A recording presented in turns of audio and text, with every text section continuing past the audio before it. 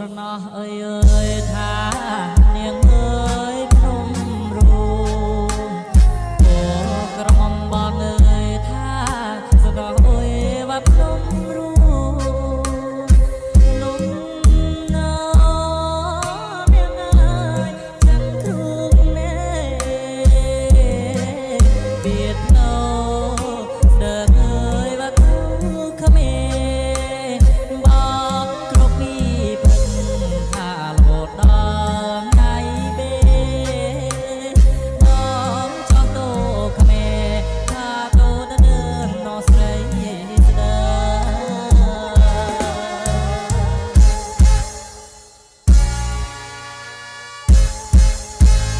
ចង់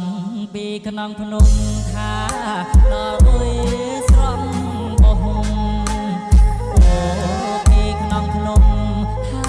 ដល់អើយណាស្រំបោះចាផ្ដាំមកនាងអើយថាហោះនេនាងអើយថាបងទៅស្រីវាដែលឃើញអានយ៉ៃប្រះបងមិនចូលស្រីថានាងជឿว่าเพียงគី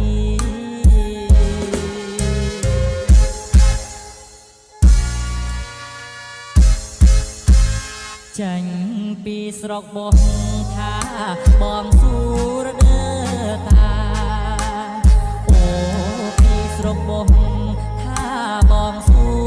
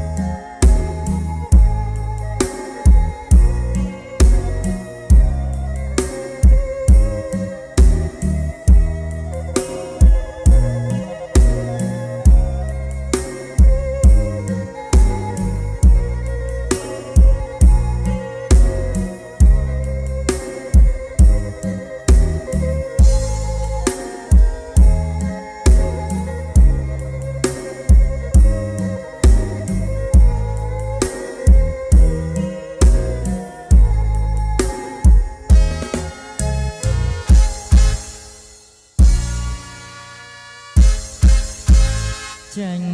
ពីស្រកមកថាបងស៊ូ